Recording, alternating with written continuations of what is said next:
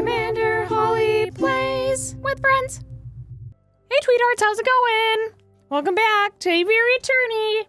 So, since the last time, in the last episode, we went to the chocolate shop on this day. It was the day before the trial, when actually we needed to go see Mousy because we didn't have enough evidence for the chocolate shop yet. So, instead of doing that, we loaded the previous day, which you can do in this game super easy. And we are visiting Mousy to tell him the code that Prince Juan told us, which was more important than going to the chocolate shop. So we were supposed to do that. Yes. So otherwise we'll get not as good of a story to the trial. So we're telling Mousy right now the message that Prince Juan told us. So, Mousy, we have a message for you. It's from Prince Juan himself. He wants to know if the birds have flown south for the winter, whatever that means. Oh, yes, the birds have migrated successfully. But if Prince Juan told you that, then that must mean he trusts you. He must want you to take these. Go on, take them. These are used train ticket stubs. It looks like two people took a railway trip to Vienna. What exactly is the point to this, Mousy? Prince Juan said they would help with the trials. See the names. Gautier Signet, Nicole Signet. I recognize the surname, but I don't know who these people are. Oh, neither do I, really. Monsieur, Prince Juan just told me to book the train tickets for these people, and then to make sure they got the train. And so that's what I did. Strange, I'm not sure exactly how these stubs are supposed to help with the trial, but I'll keep hold of them just in case. Ticket stubs. Let's go, Sparrow Son. I'm done playing courier. Okay, good call. Are you drunk, Sparrow Son? Yeah, I was drunk. I'm Frenchman. I like my snails, I like my beer. Wine. All right. Wine, that's what I meant. It's the day of the wine. trial, like so wine. we have to go to the Palace de Justice. Once again, Falcon and Sparrow Son find themselves waiting outside the doors of the Tribunal de Grande Instance. You feeling nervous, Falcon? Yes or no? What do you think? Yes? Yes. Of course I'm nervous. What do we learn about Prince Juan? What do we know about the real murderer? Nothing. Oh, easy, Falcon, we can do this. Senor Falcon, I trust everything is ordered because I'm doing my fake accent right now. Absolutely. I have every intention of bringing the truth to light in this trial. Ah, such confidence. That is magnificent to see. And bringing the truth to light, you say, an admirable goal. No more jousting at imaginary giants. All you cease your yammering, the door's opening. Here we go. Buenas tardes, Senor Falcon. My Spanish is very good. We will. Are we ready? We're ready. There's Cocorico. That was me. Wait, it was my voice. Really? Yeah, I thought I did like a Colonel Sanders thing for this. Maybe I'm wrong. You can if you want to. No, you do it. You do it. I kind of need to give my voice a break. That was really pompous, remember? I was like, JJ? Yeah, that's right. Severin. Nervous? Why would I be nervous? I'm not nervous. I'm as calm as a cuckoo. You're the nervous one. This whole courtroom is nervous. Well, cool your feathers, Falcon. Terrible. You can't even maintain a stoic facade. I thought this trial would be perfect opportunity for you to redeem your previous embarrassments. But if this is how you act before the trial is even started, why, you pompous-tailed posture perfect. Oh no, it's the wolf! Oh no. I think that's the murderer. Do the voice. What are you gonna give him? Order. Let's all settle down. Courtroom is now in session. Psst, Falcon. What is it? Is it just me, or does that primary judge look hairier today?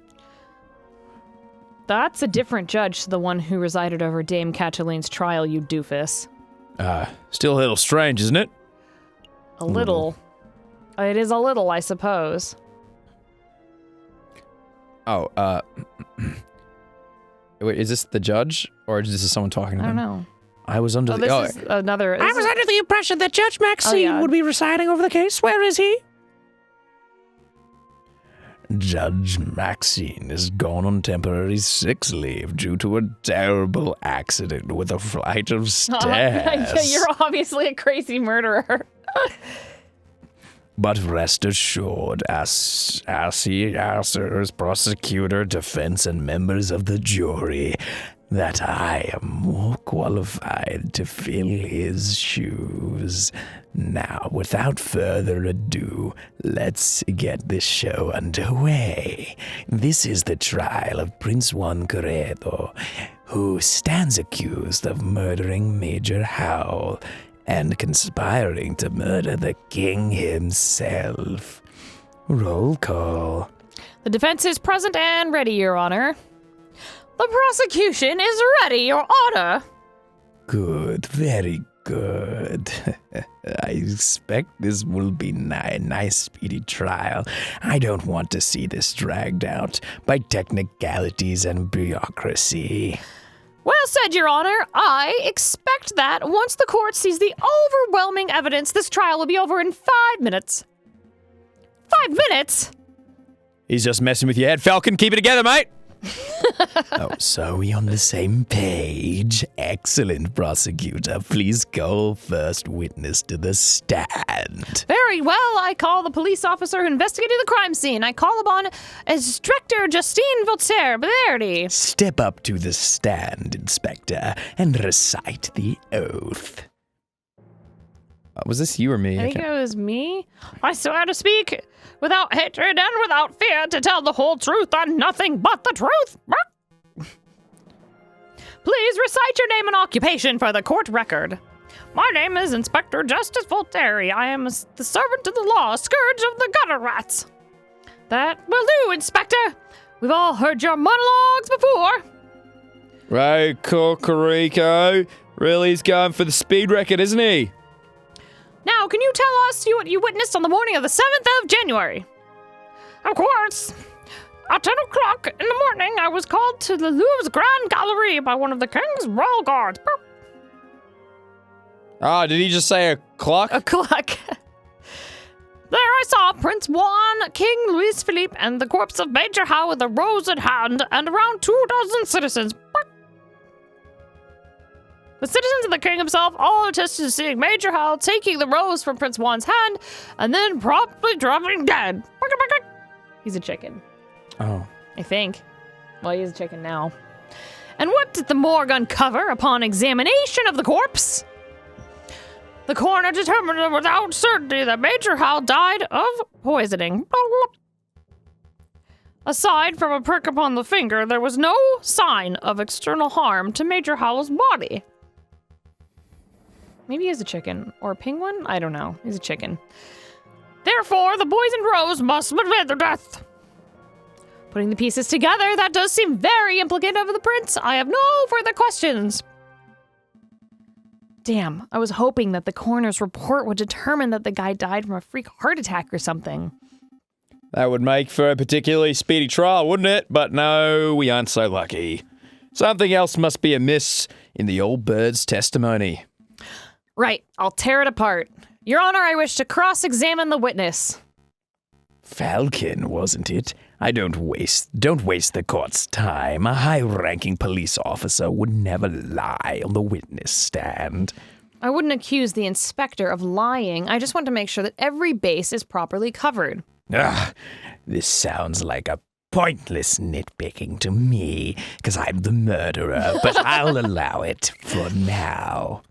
Go on, Falcon, do your cross-examination. Cross-examination. Oh, clock. I'm not going to click on no clock. What should we say? Poisoning? I'd say 24 citizens. Because we want to. Poisoning is probably. So 24 people-ish? Yeah. Do we get to click them all, or do we only We can. I'm going to try poisoning first. Inspector, you say that the coroner determined with certainty that Major Howell was killed by poison. Well, correct. He stated the signs and the symptoms were textbook. There's no possibility that his death was natural. How was Major Howell poisoned? How exactly was Major Hal poisoned? What was the delivery mechanism? His finger was pricked by the poisoned rose. He even commented out loud about it seconds before dying. All 22 citizens who witnessed the murder attested to seeing and hearing this.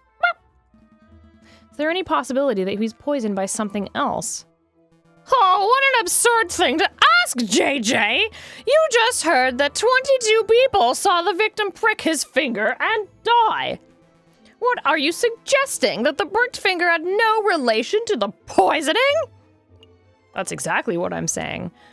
That's exactly what I'm saying! I don't doubt that Major Hal was poisoned, but I do doubt that the rose was the cause. Unbelievable! Only a total buffoon could fail to draw that blatant link here. JJ, as tempting as it is to sit here and lecture you on the basics of cause and effect, I'll end this discussion painlessly. Inspector, please tell the defense that you found traces of poison on the thorns of the rose itself. That should alleviate all doubts that the rose was, in fact, the poison delivery mechanism. Well, actually, I can't tell him that. I dread to ask, but why not? Well, we didn't check the rose for traces of poison, and it just kind of seemed obvious, I guess, and that the rose caused the poisoning, given the timing of the incident.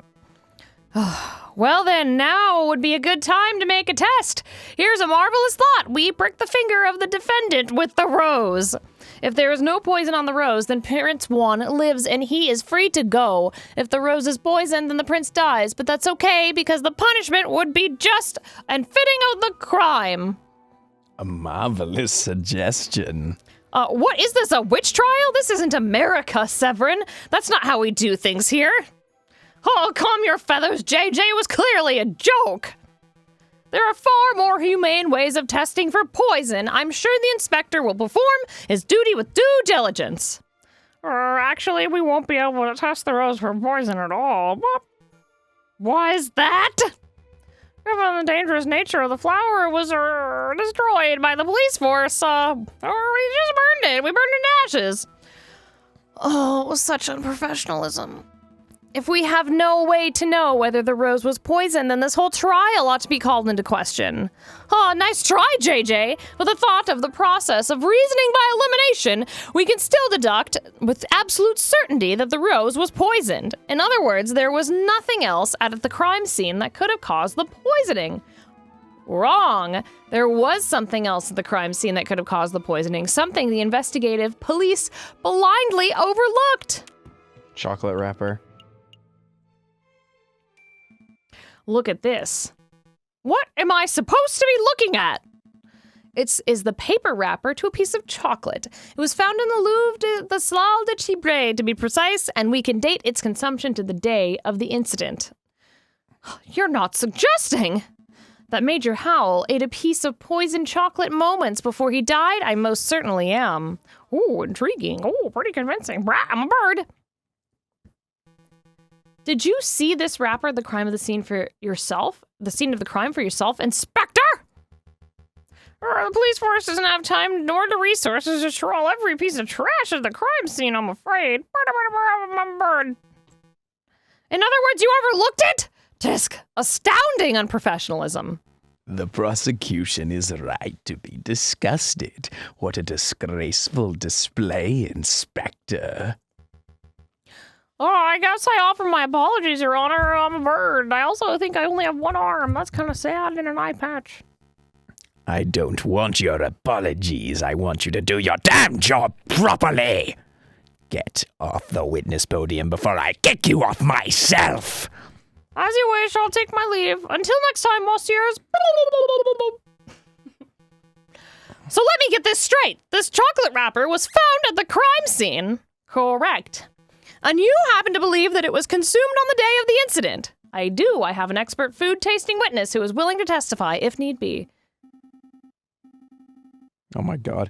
You have a foodie witness? I don't recall anyone like that. Who on earth are you talking about, Falcon? Oh, I see. But you know for certain that Major Howell consumed this chocolate. Well, that is a fact we are still investigating. I see. Do you have evidence that this chocolate was in fact poisoned? Again, that is something that may require a little more time to definitively prove. So then, in actuality, you do not have evidence that Major Hall consumed some poisoned chocolate. Instead, you have a solitary piece of rubbish that you plucked straight out of the gutter. That's weak even for you, JJ. Let's move along. I have another witness I would like to summon. He is a man who claims to have had an excellent view of the people going in and out of the Louvre at the time of the incident. I call upon Monsieur Toussaint Kingley. All right. I think we'll cross-examine Kingley in the next episode. Do you think this wolf is the bad guy? Yeah, probably. or it's a red herring and they're trying to fool us. I don't know. Well, we'll see you guys next time. Bye. I like birds. You like birds. I like birds. So click on that little bird. I like birds. You like birds. So click on that little bird to become a tweetheart.